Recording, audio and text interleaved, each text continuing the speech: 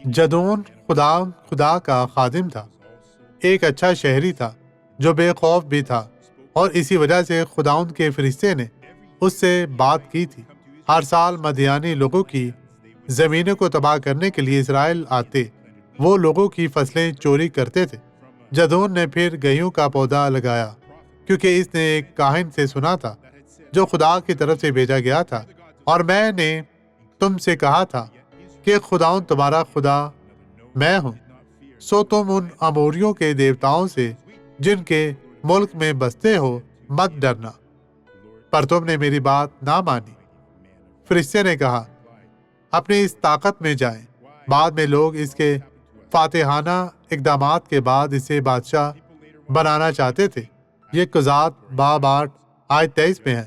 تب جدون نے ان سے کہا کہ نہ میں تم پر حکومت کروں اور نہ میرا بیٹا، بلکہ خداوند ہی تم پر حکومت کرے گا۔